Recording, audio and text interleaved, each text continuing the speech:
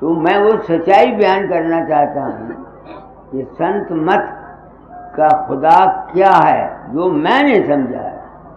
हो सकता है जो कुछ मैंने समझा हो वो गलत हो।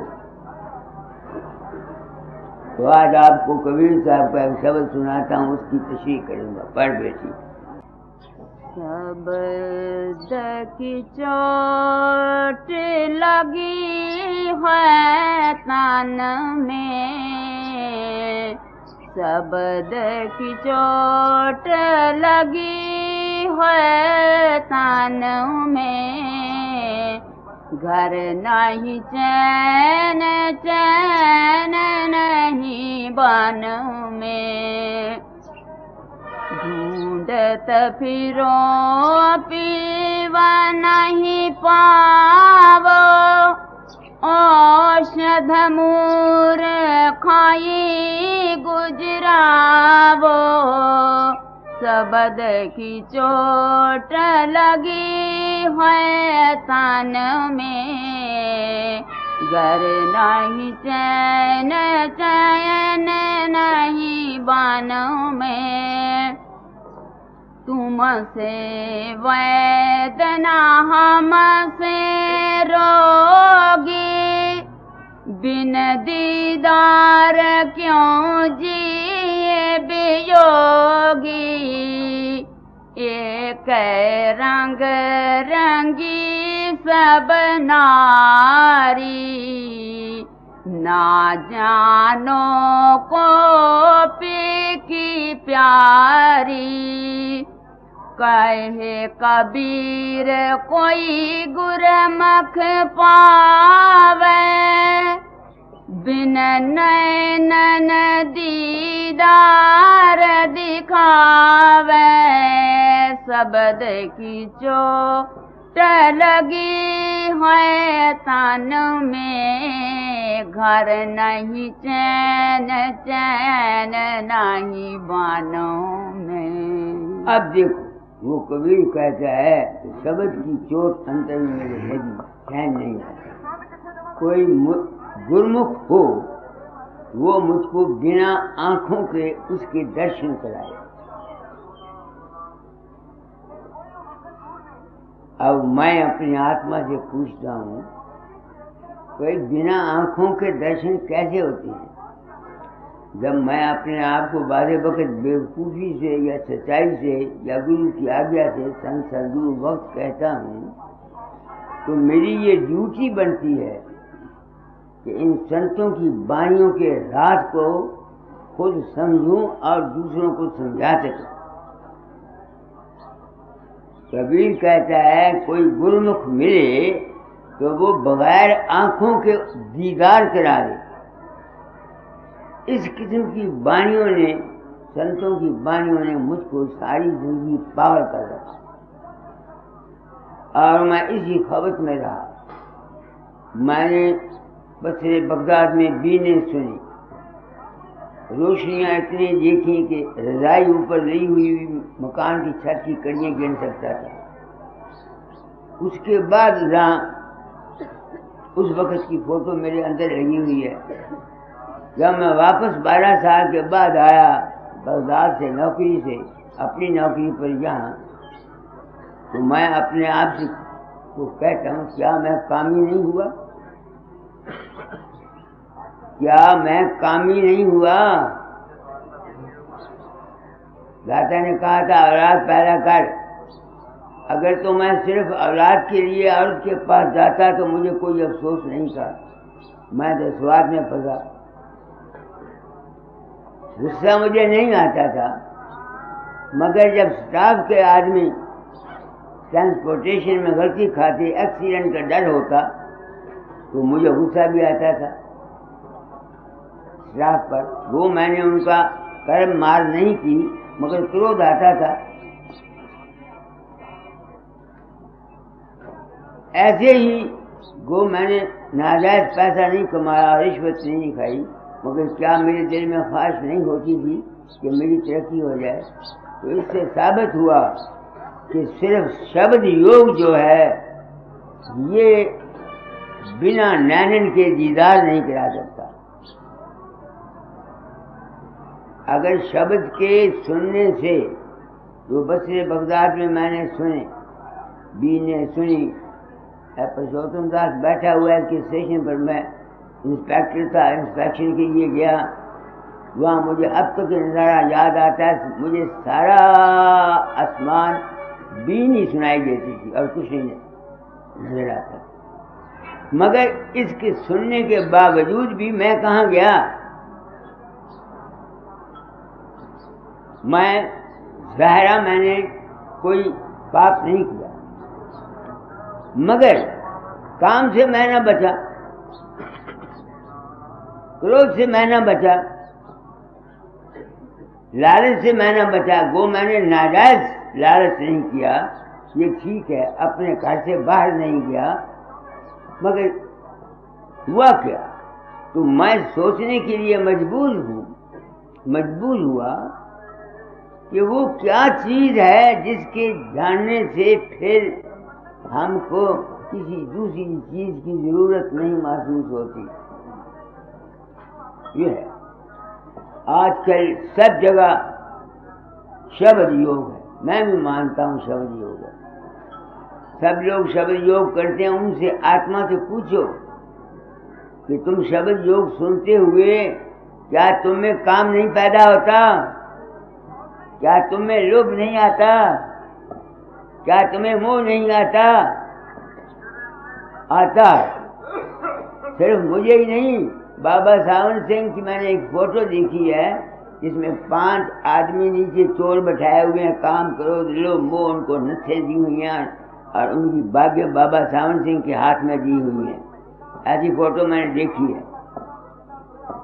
तो जब सत्संगी तंग करते बाबा सावन सिंह को, तो बाबा सावन सिंह चोटियां नहीं मार देता था। ये एक सवाल है, तो मैं कैसे मान लूं कि बाबा सावन सिंह को गुस्सा नहीं आया? बाकी रह गया डेरे के मुताबिक, डेरे के लिए उन्होंने बहुत काम किया।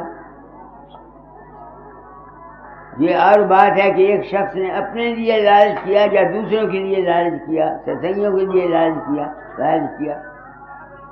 और उन सद्गुरुओं को हाल मैंने देखा है, निरंकारी गुरु ने अपनी गद्दी निरंकारी को दे दी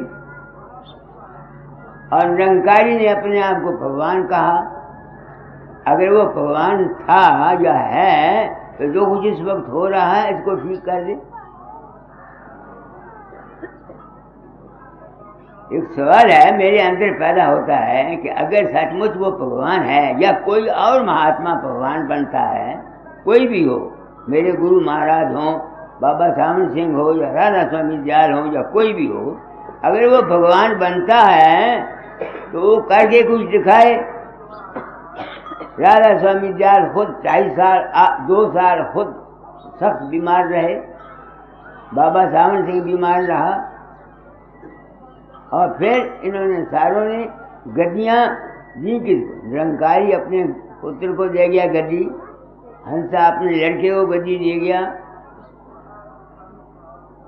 बाबा सावन सिंह ने नाक को हाथ इस तरह नहीं लगाया, इस तरह दिया, पहले गद्दी उसको दी बाबा जगत सिंह को और फिर जगत सिंह ने वो गद्दी उनको दी बाबा चरण सिंह को। तो ये ऐसी तमाम बातें मैं सुन के मैं सच्चाई दरियाफ्त करना चाहता था कि असल में ये संत मत क्या देता क्या है।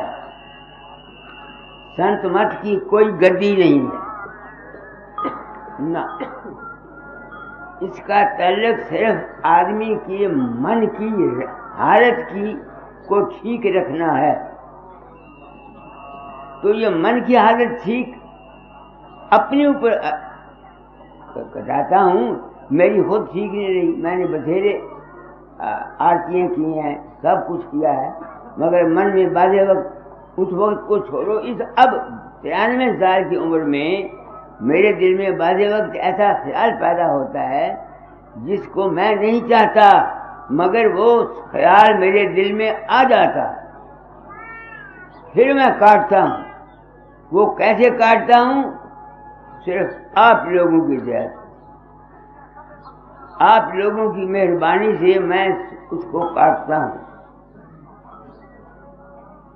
आपकी क्या मेहरबानी है, जब मेरा रूप ने उस औरत को निकाला बाहर से और मैं था नहीं। लोगों के अंदर मेरा रूप प्रकट होता है, किसी को कोई दवाई, कोई बीमार होता है उसको दवाई दे बताया जाता है। एक आदमी मुझे मिला, बाबा तू दवाई खाता है? मगर मैं तो खाता हूँ। हम नहीं खाते, क्या करते हो? बीमार होते हैं आपको याद करते हैं, आप हमें दवाई बता देते हैं, हम बाजार से ले आते हैं, राजी हो जाते हैं। अब मुझे कोई पता नहीं होता बीमारी का क्या है। कई लड़कों ने मुझे कहा कि पर्चा नहीं आता था साइंस का, मैं वहाँ, उन्होंने मुझे याद किया, कहते हैं मैं प्रकट हुआ और डेस्क के नीचे बैठ गया, साइंस का पर्चा डिक्टेट कराया, उसमें से 100 में से 96 नंबर आए। जब ऐसी बातें मैंने सुनी तो मुझे तो कोई पता नहीं, न मैं कहीं जाता हूँ न मुझे पता है, हजारों आदमी मेरा ध्यान करते हैं, क्योंकि मैंने प्रण किया था कि अपना अनुभव कह जाऊंगा जो कुछ मेरे साथ बीती थी, और क्योंकि जो कुछ मैं समझा इसकी तस्दीक बाबा चरण सिंह ने, संत कृपाल सिंह ने, फिर इसका क्या नाम है, और महात्मा था और 2-4 और मेरे गुरु भाई थे, उन्होंने तस्दीक साबित कर दिया कि वो भी नहीं जाते, क्योंकि ये लोग गुरु लोग ये बात साफ पब्लिक में नहीं कहते, और उनके ना कहने का नतीजा ये निकला कि गरीब लोग जिनको ऐसे दृश्य नजर आए, उन्होंने अपने गुरुओं को या जो नजर आए उनको सबसे बड़ा मानकर उनको अपना गुरु मान लिया, और फिर तासुब में आकर दूसरे गुरुओं की ऐसी तैसी उन्होंने फेरी, या दूसरे गुरुओं के सत्संगियों के साथ उनका मेल न हुआ। जिस तरह स्वामी बाग वाले दयाल बाग से नहीं मिलते, सामन आश्रम वाले व्यास वालों से नहीं मिलते, मैंने ऐसी दिशा को देखकर जो कुछ मैंने अनुभव किया वो मैंने कहा आज दिन तक, और आज भी वही कह रहा हूँ। तो अब कबीर ने ये कहा है, आखिरी कड़ी पढ़ो, क्या है? कहे कबीर, कहे कबीर कोई गुरमुख पावे, बिन नैनन दीदार दिखावे। अब मैं अपनी आत्मा से पूछता हूँ, इन संतों ने ऐसी ऐसी बानियां कही हैं कि मेरे जैसे मतलाशी पागल हो गए, मेरे जैसे मतलाशी पागल हो गए, पागल। अब कई आदमी जिनके अंदर मेरा रूप प्रकट होता है वो कहते हैं बाबा जी आप नूर में बैठे हुए होते हैं, आपकी दाढ़ी से, मूछों से, सिर से रोशनी निकलती है और हम आपके अपने अंतर दर्शन करते हैं। क्योंकि मैं नहीं होता, इससे साफ साबित हुआ कि वो जो दर्शन उन्होंने किया वो किसका दर्शन करते हैं, किसका दर्शन करते हैं? बाहर के गुरु का दर्शन नहीं है, वो उनका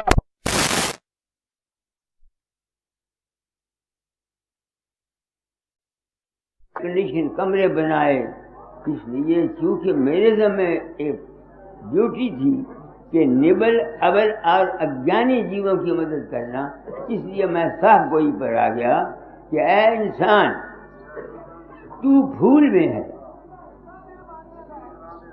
तेरी मदद करने वाला कोई बाहर का नहीं है, तेरी मदद करने वाला तेरा अपना ही विश्वास है, तेरी अपनी ही श्रद्धा है, तेरा अपना ही यकीन है। क्योंकि तुझको इसकी समझ नहीं है, इसलिए तू दर बदर ठोकरें खाता फिरता है। कभी ब्यास जाता है, कभी आगरे जाता है, कभी चिंतपूर्णी जाता है, कभी द्यूट सिद्ध जाता है, कभी हनुमान के मंदिर में जाता है, कभी राम के या विष्णु के मंदिर में जाके प्रार्थना करता है। कोई ताकत बाहर से नहीं आती। मैंने 93 साल की उम्र में ये ये अनुभव किया है अपनी जिंदगी की तजर्बे के मुताबिक। और चूंकि मेरे तजर्बे को बाबा सावन सिंह ने और बाबा चरण सिंह ने, कृपाल सिंह ने और नंदू सिंह ने और 4-5 महात्माओं ने सच्चाई बयान की, इसलिए मैं अपने आप को गलत नहीं समझता। हम लोगों को इन मजहबों ने, इन पंथों ने और इन गुरुओं ने अज्ञान में रखकर हमको लूटा है और हमको बेवकूफ बनाया। और जीव बेचारे चूंकि निबल हैं, अबल हैं, अज्ञानी हैं, उनको सच्चाई का कोई पता नहीं। इसलिए मैं ये सच्चाई की तोखना किया जाता हूँ और कहता हूँ राधा स्वामी मत वालों को, निरंकारियों को, अकालियों को, जो गुरु मत में शामिल हैं, कि अगर मैं गलत हूँ तो मेरा खंडन कर दो। मुझे कोई अफसोस नहीं, मैं कोई दावा नहीं करता। जो मेरे साथ बीती मैं वो कहता हूँ। आप देखो, कोई जोगा सिंह हुआ है, जब गुरु गोविंद सिंह साहब का वक्त था तो यहाँ होशियारपुर में आया, वो कंजरी के पास जाने लगा रात को, तो आगे लिखा हुआ है गुरु गोविंद सिंह साहब 2 दफा गया, आगे वो खड़े थे, ऐसा जिक्र है। अब जब मेरे साथ ऐसी बीती तो मैं क्या करूं, मजबूर हूं सच कहने के लिए। एक ठेकेदार है इसमें मध्य प्रदेश में, सरदार, वो ठेके के लिए रुपया एक विधवा औरत थी उससे लेता था। विधवा औरत जो थी वो उसको अपने जाल में भी फंसाना चाहती थी, तो उसको रुपए की जरूरत थी। उसने उसको लिखा, उसने कहा तू मेरे पास आ, मैं रुपया ले जा। उसकी औरत को शक था ठेकेदार की। वो जब चले लगा, उसने कहा दाता जा तेरा राखा रहेगा। कुछ देर के बाद मुझे चिट्ठी आई, खत्म की भी, उसकी औरत की भी, कि मैं वहाँ गया, एक कमरे के एक सिरे पर उस विधवा का चारपाई थी और एक सिरे पर वो थी, और वो सोया हुआ है। कहता है रात को मैं 4 दफा उठ के उसकी चारपाई पर जाने लगा, ताकि बाबा फकीर खड़ा था, छोटा लिए हुए डांग आता, उसने मुझे आगे जाने नहीं दिया। अब मैं तो था नहीं, मुझे इल्म नहीं, वो कौन था? वो ख्याल था जो उस औरत ने उसको दिया, उसका विश्वास था कि दयाल फकीर मदद करता है। हालांकि दयाल फकीर के बाप को भी पता नहीं इस बात का। तो इससे क्या साबित हुआ कि जो कुछ तुमको, मुझको, किसी को मिलता है, ये उसके अपने ही विश्वास, अपनी ही श्रद्धा, अपना ही यकीन का फल मिलता है। अगर मैं ये सच्ची बात आप लोगों को नहीं बताता और आप लोगों को अंधेरे में रखकर आप लोगों से पैसा लेता हूँ, इज्जत कराता हूँ, मान लेता हूँ, तो मैं मुजरिम हूँ। मुझे वहम आ गया। मैंने बड़े बड़े संतों की पिछली जिंदगियां देखी हैं, ये बहुत बुरी बुरी मौत मरे। कईयों को टीबी से मरे, कोई कैंसर से मरा, कोई किसी तरह से मरा। मैं सोचता हूँ कि अगर उन महात्माओं ने परमात्मा को याद किया, परमात्मा उनकी मदद करता है, तो उनको तकलीफें क्यों हुई?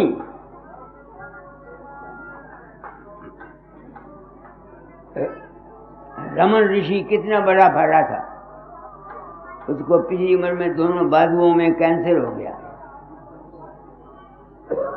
पंडित ब्रह्म शंकर दत्त ये कैंसर से मरे,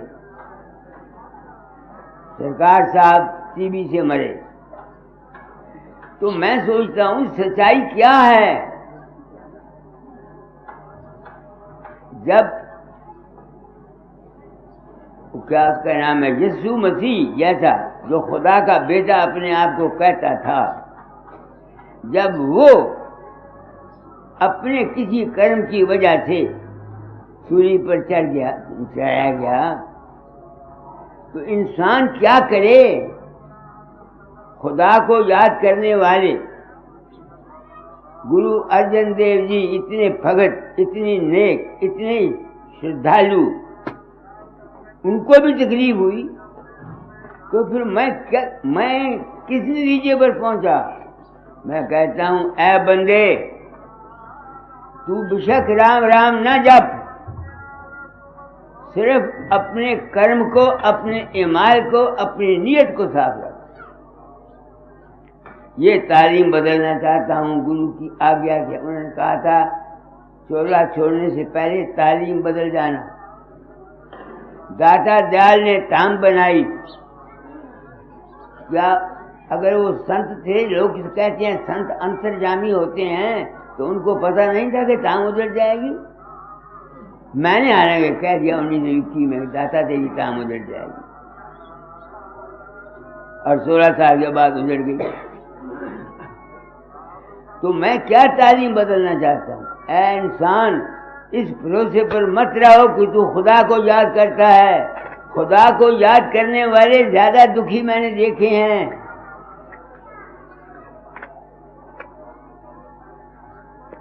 कुछ अकल मेरी काम नहीं करती। इस वास्ते मैंने ये समझा है कि ऐ बंदे, अपनी नीयत को ठीक रख।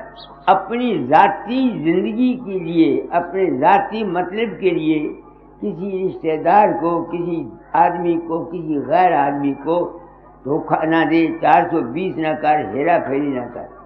क्योंकि कर्म का कानून जो है ये सबको मारता है। हिंदू भी कहते हैं कर्म प्रधान विषम पर राखा, जो जस कीन तैसो पर जाका। इस वास्ते मैंने इस जिंदगी में सिवाय 1 साल के बुराइयों के, जो मैंने आपको कच्चा चच्चा बताया, मैंने कोई खोटा कर्म नहीं किया ना। अपनी जाती जिंदगी के लिए मैंने किसी के साथ हेरा फेरी, धोखा फरेब नहीं किया। मुलाजमत में रहा, अगर गलती में से हो गई तो मैंने अपनी रिपोर्ट आप कर दी कि मुझसे ये गलती हो गई। स्टाफ की गलती हुई, कोशिश की कि वो ठीक हो जाए, उनकी रिपोर्ट मैंने नहीं की ना। अपनी गलती अगर मुझसे हो गई तो मुझको, मैंने कोई जरा नहीं, जो कुछ मेरे साथ होगा देखा जाएगा। बथेरा कुछ मेरे साथ हुआ, मगर सच्चाई ने मुझको मेरी मदद की। तो मैं, क्योंकि मेरे में ड्यूटी है तालीम को बदल जाना, मैं तालीम को बदले जा रहा हूं। जब सूर्य शब्द योग के अभ्यासी, बड़े बड़े संत अपने कर्म के चक्कर से नहीं बच सके, तो हम और आप लाख कोशिश करें कि जो कर्म तुमने या हमने किए हुए हैं उनसे हम बच कैसे सकते हैं? कौन हमको बचा सकता है? और यही बात राधा स्वामी दयाल ने कही है, कर्म जो जो करेगा तू अंत में भोगना पड़ना। मैं नहीं चाहता कि लोग फकीर चंद को पूजें। फकीर चंद की जो बात है, अगर वो अच्छी लगती है तुमको, उस पर अमल करो, तब तुम्हारा बेड़ा पार होगा। मुझे पूजने से, मेरे मानवता मंदिर के 10 कमरे बना देने से, या मुझे 10,000 रुपया देने से अगर तुम ये उम्मीद करो कि तुम अपने कर्म से बच जाओगे, ये बिल्कुल गलत है। जो कुछ तुमने किया है वो भुगत। जब मैं देखता हूँ बड़े बड़े संतों का क्या हाल गुजरा। मेरे गुरु महाराज थे, उनके भाई को सट्टा करते थे, अपना भी नुकसान किया, दाता का भी नुकसान किया। उन्होंने कभी शिकायत नहीं की, मगर मैं देखता हूं कि अगर उनमें ताकत थी तो अपने भाई की हालत को बदल देते। अगर उनकी आदत थी तो अपने भाई की बदल देते। अगर क्या उनका नाम है, बाबा जामल सिंह के पास ताकत थी, तो जब हजूर सामले शाह की टांग टूटी है, टांग को न तोड़ने देते। कर्म गति चारे न रटन। कोई भी हो इस दुनिया में, हमको, तुमको, संतों को, पीरों को, पैगंबरों को जो कुछ मिलता है ये हमारे अपने कर्म का फल है, खाए पिछले जन्म का, खाए इस जन्म का। इस वास्ते मैं डर गया हूँ। मैं अगर पर्दा रखता आज मैं लाखों करोड़ों रुपए का मालिक होता। जिस तरह मेरा रूप अमेरिका में या इस जगह लोगों के अंदर बड़े बड़े निक्सन के बॉडीगार्ड के अंदर प्रकट होता था, वो मेरे पास हवाई जहाज में आया। मैंने कहा भाई मैं नहीं जाता, मुझे नहीं जाता। मैं जानता हूँ कि मेरी इस साफ ज्ञानी से मैं मंदिर को कुहाड़ी मारता हूँ। तो मैंने को मंदिर का कोई अस्पतालों का ठेका तो नहीं उठाया हुआ। जब तक तुम लोगों से पैसा आता है मैं चलाता हूँ, जब नहीं आएगा मैं उसको छोड़ दूंगा। मैं क्यों अपनी जान को जोखिम में डालूं हेरा फेरी की बात करके। एक तो ये तालीम को मैं बदलना चाहता हूँ। जो लोग मुझ पर विश्वास करते हैं उनको मैं ये कहता हूँ कि मैं कुछ नहीं करता, जो कुछ करता है वो तुम्हारा विश्वास है, तुम्हारी श्रद्धा है, तुम्हारा यकीन है। मुझको मेरे पिछले जन्मों के कर्मों के अनुसार ये यश मिलना था, ये मुझे इज्जत मिलनी थी। मेरे टेवे में लिखा हुआ हाथ की लकीरें बताती हैं। मैं कौन हूं किसी की मदद करने वाला? हाँ, सच्चाई बयान करता, इसमें कोई शक नहीं। मेरे पास सवाए शुभ भावना के और कुछ नहीं, या जो अकल मैंने सीखी है मैंने वो बता देता हूँ। लोग उस पर अमल करते हैं, उनको फायदा पहुंच जाता है। मेरी तो अकल खुद हैरान है, और मैं आज सोचता हूँ कि जो कुछ मेरे साथ बीता बहसीयत गुरु, अगर सबके साथ गुरुओं के साथ यही बीता और इन्होंने पब्लिक को राज नहीं खोला, इन जैसा पतित और गुमराह कोई भी नहीं। हमको सच्चाई नहीं बयान की, हमको अंधेरे में रखकर हमको लूटा गया। हर महीने आते रहो, दसाव देते रहो, हर महीने आते रहो, दसाव देते रहो। ये ठीक है, ये नहीं कि मुझे रुपए की जरूरत नहीं, मुझे भी जरूरत है, मेरा भी यह आश्रम है, मगर मैं किसी की आंखों में मिट्टी डालकर, उसको फरेब देकर, झूठ देकर, हाँ मैंने ये काम कर दिया, मैंने ये काम तुम्हारा कर दिया, मैं इस तरीके से किसी से पैसा नहीं लेना चाहता। मंदिर को लगे आग जले या रहे, मैं अपनी आत्मा को साफ रख के जाना चाहता हूँ। जो पिछले कर्म मैंने किए हुए हैं खोटे, उसकी सजा अगर मुझे मिलनी है तो मैं भुगतूंगा। मैं कौन हूँ जो ये कहूँ कि मैं नहीं भुगतता, जब बड़े बड़े संत भुगत गए। कोई दुनिया ने संत मत को नहीं समझा। हम गुरुओं ने ऐसे पेशदार लफ्ज बयान कर करके लोगों को अपने पीछे लगाया। मैं इस वास्ते दुनिया में प्रकट हुआ हूँ अनामी धाम से। ये नहीं कि मैं ही अनामी धाम से आया हूँ, हम सब अनामी धाम से आए। तो मेरे दिल में ये शब्द जो था परसों पढ़ा गया था कबीर का, तो मेरे दिल में ख्याल आया कि इस पर मैं ज्यादा रोशनी डालूंगा अपने अनुभव के आधार पर। वो कहते हैं गुरुमुख, पढ़ो कड़ी को, क्या है गुरुमुख? कहे कबीर कोई गुरमुख पावे, कहे कबीर कोई गुरमुख पावे, बिन नैनन दीदार दिखावे। अब ये मेरे दिल में सवाल आता बार बार, अभी नहीं किया कि मैं भाई बिना नैनन दीदार क्या होता है? जो कुछ हम बाहर देखते हैं ये तो आंखें खुली देखते हैं, जो कुछ अपने अंतर देखते हैं, नज़ारे देखते हैं, गुरु का रूप देखते हैं, वो अंतर की आंखों से देखते हैं। वो हम अंतर की आंखों से देखते हैं। आज तुम्हारे अंदर तुम्हारे गुरु का रूप प्रकट हो गया, तुम खुशी में समाते हो, बहुत खुश होते। कोई बात गुरु ने कह दी वो पूरी होगी, आप बहुत खुश होते। मैं कैसे मानूं गुरु के कहे के साथ जो होना होता है वो स्वभाव किसी संत के मुंह से निकलता है। मैं हौसले से कहता हूं, अगर मैं गलत हूं तो मौजूदा महात्मा हर पंथ वाले मेरा खंडन कर दें, मुझे कोई अफसोस नहीं। कोई गुरु किसी को कुछ नहीं दे सकता। जो कुछ तुमको मिलना है, मुझको मिलना है, वो मेरा अपना ही यकीन है, मेरा अपना ही कर्म है, मेरी अपनी ही नीयत है। इसी एक बात को पर्दे में रख करके इंसानी नस्ल बच गई। तुम देखो अलीगढ़ में क्या हुआ, हिंदू मुसलमानों का सवाल, पार्टीशन में क्या हुआ। न तो कोई मोहम्मद बाहर से आया, ना कोई सत श्री अकाल आया, ना कोई हनुमान आया।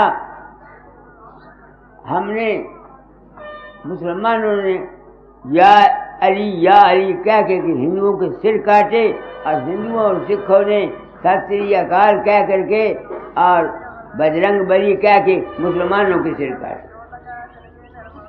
इस दशा को देखकर संत मत जाहिर हुआ, मगर जो संत मत के पैरोकार थे, इन्होंने उस राज को तो खोला नहीं, अपने अलग-अलग सबने डेरे बना लिए और अपने आप को भगवान कह करके दूसरों के दिलों को दुखाया उन्होंने। अब मैं अपनी आत्मा से पूछता हूँ, फकीर चंद, तू इन वाणियों की तशरीह करता है, तेरे पास क्या सबूत है? मालिक का दीदार क्या है? या रोशनी या प्रकाश? आदमी की शक्ल तो मुझे यकीन हो गया कि कोई नहीं। लोग मुझे देखते हैं अपने अंतर पद्म के फूल पर बैठा हुआ, रोशनी में देखा हुआ, मेरी दाढ़ी से, मुंह से, सिर के बालों से बिजली की रोशनी निकलती है, और मेरे बाप को पता नहीं, मैं नहीं जाता, मुझे कोई पता नहीं। आप लोगों का जी करे मेरे सत्संग में आया करो, आप लोगों का जी ना करे मत आया करो। मैं किसी को बुलाने नहीं जाता, मैं तो अपने कर्मों का मारा हुआ हूं। दाता दार के पास गया था, इन संतों की बानियां ज़्यादा पड़ी, तबीयत घबराती थी। आप सोचो, तुम सिख हो, अगर मैं कोई आदमी गुरु नानक साहब के बरखलाफ, गुरु बरखलाफ कहो, तुम लोग अपनी कृपान से उसका सिर काटोगे। मुसलमानों को कहो मोहम्मद के बरखलाफ या कुरान शरीफ के बरखलाफ, वो तुम्हारा सिर काटेंगे। मैं था हिंदू ब्राह्मण, मैंने एक खंडन सुना, बर्दाश्त नहीं होता था, तो दाता पर विश्वास मेरा नहीं गया, अपने गुरु महाराज पर विश्वास मेरा नहीं गया, वो नहीं टूटा। मगर ये जो कुछ वाणियों में लिखा हुआ था, इसकी समझ नहीं आती थी। तो मैं उस समझने के लिए सेवा की, प्रेम किया, मोहब्बत की। दाता दयाल ने ये काम मुझको दिया था, सिर्फ मुझको असलियत, सच्चाई, हकीकत और शांति को हासिल करने के लिए। मैं ना गुरु हूँ, न महात्मा हूँ, और न चेला हूँ अब, और ना मैं कुछ हूँ। मैं तुम्हारी तरह एक इंसान हूँ। सिर्फ मुझे समझ आ गई, क्या समझ आ गई, कि जो कुछ किसी के अंदर प्रकट होता है वो सजेशन एंड इम्प्रेशन है, जो उसके दिमाग पर पढ़ने से, सुनने से, किसी की बातें सुनने से, छूने से हम पर पड़ती हैं। कौन हिंदू है जो ये इसी वास्ते राधा स्वामी मत वालों को, कबीर मत वालों को, ये ऊंची जात वाले हिंदू जो हैं ये गाली निकाला करते थे, ये गाली निकाला करते थे, गाली राधा स्वामी मत वालों को और कबीर साहब को। मेरे पास विशिष्ट आता, वो कई दफा मुझे कहता कबीर को क्या पता अनपढ़ है, और मैं ये जानता हूँ जो कुछ कबीर कह गया उसे कोई और कह नहीं गया, मगर कह इस तरह गया कि किसी की समझ में नहीं आया। अब बताओ, ये यहाँ लिखा हुआ है, जो शब्द आपने सुना है, कहना गुरमुख है कोई बिन नैनन दीदार दिखावे। अब मैं अपने आप से पूछता हूँ फकीर चंद, खुशी हो के मरेगा अगर संतों का नाजायज तू पक्ष करेगा। मैं पक्ष नहीं करता, ना संतों का और ना किसी का, बिल्कुल जो सच्चाई मेरी समझ में आएगी। बाहर में सब कुछ हम आंखों से देखते हैं, अंतर में जो कुछ हम देखते हैं वो अंतर की आंखें देखते हैं। तो फिर मालिक का दीदार कौन हुआ? उस मालिक के दीदार का पता मुझे तुम लोगों से मिला, जब तुमने कहा मुझको कि मेरा रूप तुम्हारी मदद करता है, मरते समय ले जाता है, जागृत में मदद करता है, दरिया से बताता है, ये करता है वो, और मैं नहीं होता, तो मुझे यकीन हो गया कि जिस तरह लोगों के अंदर मेरा रूप प्रकट होता है, मैं नहीं होता, जो कुछ मेरे अंदर प्रकट होता है वो भी असल में नहीं होता, वो भी सिर्फ मेरा सजेशन और इम्प्रेशन है आप मेरे अपने दिमाग का। ये ख्याल मुझको आया, जब ये ख्याल मुझको आता है तो फिर मैं आप उस मालिक को मिलने के लिए जी चाहता है तो क्या करता हूँ, अपने अंतर रूप रंग ख्याल विचार सब छोड़ जाता हूँ। ना कोई रूप की तरफ मेरी तवज्जो जाती है, क्योंकि पता लग गया ना, जब मैं नहीं किसी के अंदर जाता, मेरा रूप लोगों की मदद करता है, तो दातादार भी मेरे अंदर नहीं आते थे। वो मेरा अपना विश्वास था, मेरा अपना ख्याल था, और उसी चक्कर में मैंने अपनी उम्र का बहुत सा हिस्सा को काटा। मगर दातादार ने किताबों में इशारे में तो मुझे बहुत कुछ कह दिया, जुबानी कभी नहीं कहा कि फकीर चंद मैं तेरे अंदर 1905 में नहीं दाखिल हुआ, ये मुझे नहीं कहा। आखिरी सत्संग में वो कह गए कि भाई लोग कहते हैं मैं वहां जाता हूं, मैं कहीं नहीं जाता, मगर पहले मुझे नहीं कहा। क्यों नहीं कहा? क्योंकि उनकी धाम थी, साफ कहने से पैसा कोई नहीं देता, लोगों को अंधेरे में रखो तुमको पैसा देंगे, मुझे कौन देता है पैसा, तो खबर नहीं कैसे इंतजाम करता है कुदरत, मुझे तो पता नहीं। तो मेरे जैसे आदमी को साफ देने का पैसा कौन देगा, कोई भी नहीं देता। मगर बिना नैना के दीदार क्या हुआ, वो दीदार है क्या? जब से तुम लोगों से सुना कि मैं तुम्हारे अंदर जाता हूं तो मुझे यकीन हो गया कि मैं तो होता नहीं, वो उनका अपना ही ख्याल है। तो मैं अपने मेरे अंदर भी जो कुछ पैदा होता है वो मेरा अपना ख्याल है, मैं उसको छोड़ जाता हूँ। जब छोड़ जाता हूँ आगे रहता है प्रकाश और शब्द। अब जब मैं प्रकाश और शब्द में होता हूँ तो प्रकाश को देखने वाला और है, शब्द को सुनने वाली और चीज है, उसकी तलाश करता हूँ जो मेरे अंतर प्रकाश को देखती है और शब्द को सुनती है। कभी 2 महीने के बाद या कभी दूसरे दिन, कभी जब मौका मिलता है, जब मैं उस प्रकाश से को और शब्द को छोड़ जाता हूँ, मैं क्या हो जाता हूँ, मैं क्या हो जाता हूँ, मुझे तो ये पता नहीं होता कि मैं हूं भी या नहीं। ये मेरी जिंदगी का अपना अनुभव है, दावा मैं किसी बात का नहीं करता। मेरा कर्म भोग है, गुरु की हुक्म है, आप आ जाते हैं, आपका एहसान मानता हूं। आप आ जाते हैं, मैं आप लोगों का एहसान मानता हूं।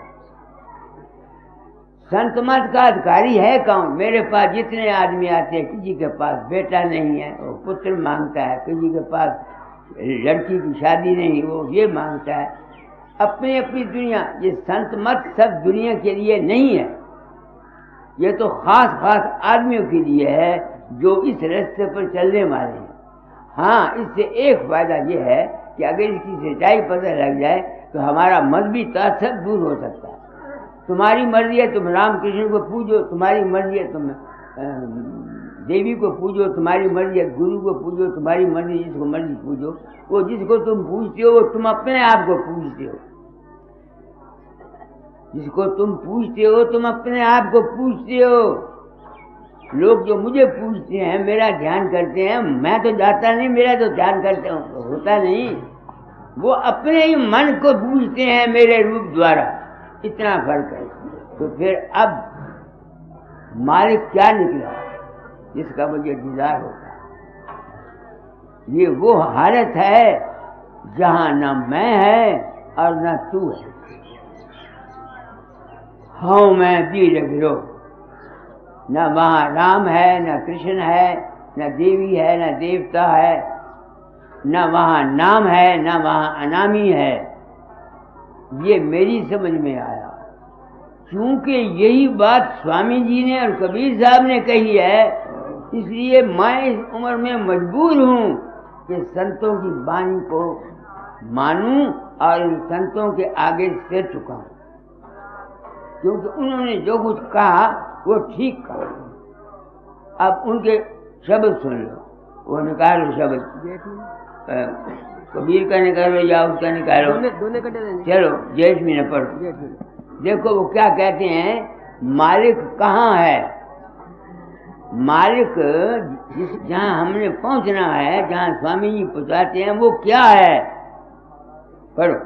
जेठ महीना जेठा भारी, जीवन हृदय तपन करारी। जेठ महीना जेठा भारी, जीवन हृदय तपन करारी। संत दयाल जीव हितकारी, भेद कहें अब निज कर भारी। लखी खालिक मखलूक न खिलकत, करता कारण काज न दिक्कत। वो कहते हैं, स्वामी जी कहते हैं, जहाँ हमारा असली घर है, जहाँ से हम आए हैं, हमारे अंदर कुदरती जज्बा है उस अवस्था को हासिल करने का। वो अवस्था क्या है? वो कहते हैं न वहाँ खालिक है न वहाँ खलकत है। आगे, करता कारण काज न दिक्कत, दृष्टा दृष्टि नहीं कुछ दरसत। न वहाँ कोई नजर आती है कोई चीज, दृष्टा देखने वाला कोई नहीं, जो चीज देखी जाती है वो नहीं, और देखना नहीं। ये है मालिक जहाँ से हम आए हैं संतों के मुताबिक। और वो जिस बात को मैंने छूने के लिए उम्र खो दी, वो मैंने सबूत दे दिया कि ये ज्ञान मुझको आप लोगों से मिला।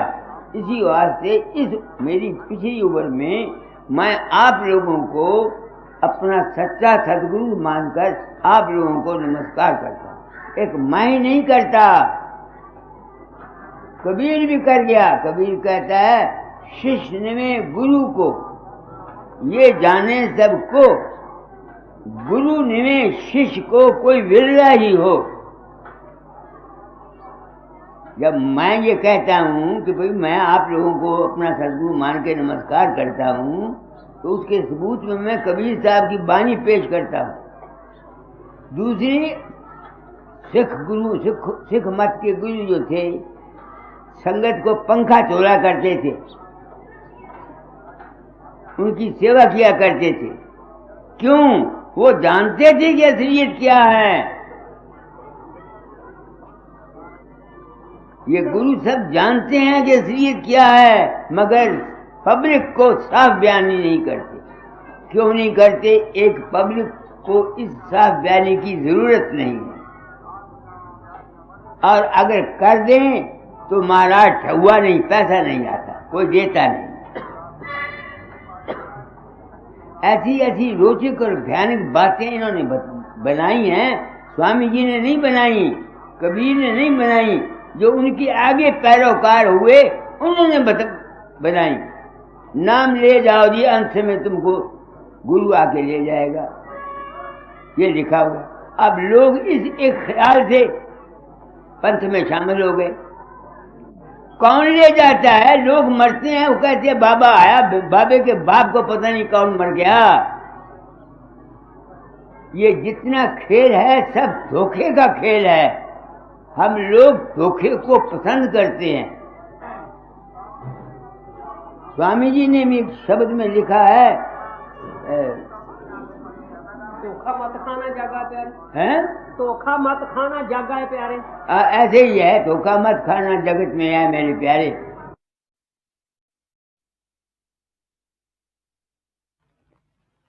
कल उनको देते हैं,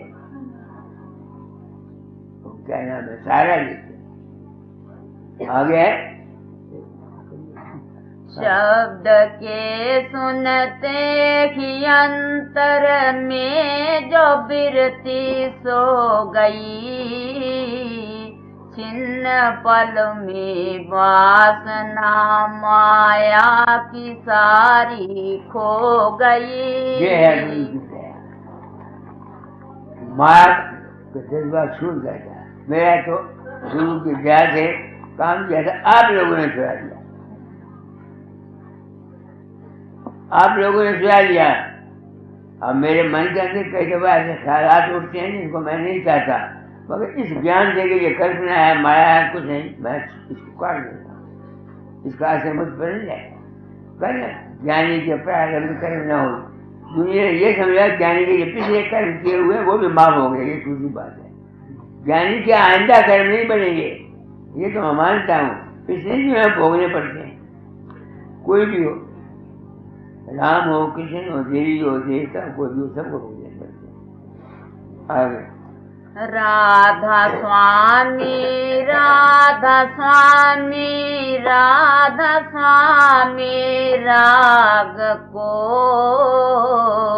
गा रहा हूँ, धन्य मैं करता हूँ अपने भाग को। अब तुम ये समझो मुंह से रहा स्वामी रहा, मुंह से रहा स्वामी कहना पहली जमात के लिए कोई सब आगे पढ़ाते हैं। ये सुरत का शब्द में रह होते हैं, या सुरत का अपने आप को ये यकीन कर लेना कि मैं उस मालिक की अंश हूँ।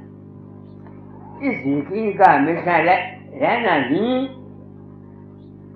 गुरु की दया। बस मैं नहीं रह सकता था, मुझ पर तो आप लोगों ने दया की, आप लोगों ने दया की। मैंने उनको बताई के बाद किसी को नाम नहीं दिया। मैंने जुबानी बात कहता हूँ, मैं इसी को नाम समझता हूँ। मैंने अंदर बाहर के औरतों को या मर्दों को नाम नहीं दिया ना। इसी बात से मैं परम जा रही, पिछले गुरु जितने गुजरे हैं ये 4 गुजरे, मैं परम जा रही। उन्होंने सिर्फ अधिकारी को बात बताई, जो अधिकारी था। मैं ऐसा बेवकूफ हूँ, छठी दिए जाता हूँ, ये किस्मत में हो समझे, किस्मत में हो ना समझे, मैं क्या करूँ? समझ के मेरी मतलब नहीं। तो जब ये मंजिल तय हो जाती हैं तो क्या हो जाता है, मैं अपने आप से पूछता हूँ। वो जिंदगी में रहता हुआ जिंदगी के खेलों में फंसता नहीं, खेलता है खेल मगर फंसता नहीं। इसी का नाम है जीवन मुक्त अवस्था। संसार के खेलों में ना फंसना। एक बाहर का संसार है, हमारे अंतर का संस्कार है जो हम मन में सोचते हैं। उन खेलों में ना फंसना ही जीवन मुक्त अवस्था है। यही जैनियों की है, यही बुद्धों की है, यही संतों की है, कोई फर्क नहीं, तरीके रह जाए। कोई किसी जी के हासिल करता, किसी जी के हासिल करता, किसी जी के हासिल करता, सबके लिए नाम नहीं है। झूठ बात। मेरा भाई छोटा राजदार साथ में पढ़ता था, मेरी तरफ देख के नाम ले आया। दादा ने कहा तुमने नाम जपना नहीं, ना बिल्कुल नहीं जपना। क्या करना तेरे वास्ते? Work mean life, life mean work. 16 घंटे काम करो, 6 घंटे सो, 1 घंटा सो, हजार सुई के लिए 1 घंटे शाम को। नन मैट्रिक लड़का था, राय साहब का खिताब पाया, क्या मैनेजर ऑफ दी रेलवे, भारतीय रेलवे में का वहां रहा। किसी बात की कमी नहीं, इसी उम्र में सन्यासी हो गया। मेरे कहने का मतलब ये है, आज ये आए हुए थे मान साहब, तो मैंने मान साहब को अपनी पोजीशन पूरी करनी। कोई बात अपनी नीयत से इनको अपने पीछे लगाने की जरूरत को महसूस नहीं किया, बिल्कुल। तो एक ही बात समझ में आई है सारी जिंदगी के बाद, कि फकीर चंद सिर्फ अपनी नीयत को साफ कर, अपनी जाती गर्ज के लिए किसी के साथ छेड़खानी न कर, जाती गर्ज के लिए। इससे ज्यादा मेरी समझ में कुछ नहीं आया। एक मारे का जिस रूप सगल स्वरूप में मानो, निर्गुण में मानो, असली वो शब्द है या प्रकाश है, बल्कि उससे भी परे वो जात है। मुसलमानों ने इसको ला कह दिया, हमारे हिंदुओं ने इसको राम कह दिया, किसी ने कुछ कह दिया। तो बीर साहब ने राम ही कहा, मगर राम के 4 हिस्से कर दिए। एक राम से इसका बेटा, एक राम का स्कर्ट में लेटा, एक राम का सगल गुजारा, एक राम रहे सबसे न्यारा। संत जो होते हैं वो उस राम को पूछते हैं, उस सबसे न्यारा संत जो होते हैं, जो संत बन जाता आदमी, तो वो उस नाम को पूछता है, उस राम को जो सबसे न्यारा है। चौथा पद 3 चौथा पद 3। आज मैंने बहुत कुछ कह दिया, आप लोग आए हो। मैं बच्चों बहुत महसूस करता हूँ, दादा से प्रार्थना करता हूँ, दादा तूने मुझे ये काम दिया था, ये बेचारे किसी हो तो मेरे पास आते हैं, तू या तो मुझे काम नहीं देता, ये लोग ना आते मेरे पास, अब आते हैं तो इसकी जिम्मेवारी तू ले, मैं क्या करूँ, मैं क्या करूँ? दर्द मेरे पास नहीं है बेचारे, तो मैं तुमको बांटूं? हाँ, मेरे पास शुभ भावना है, दिल देता हूँ तुमको, सबको ऐसे दिल से चाहता हूँ जिस गर्ज के लिए तुम मेरे पास आते हो, तुम्हारी वो गर्ज पूरी हो जाए। सबको राय आरती करो।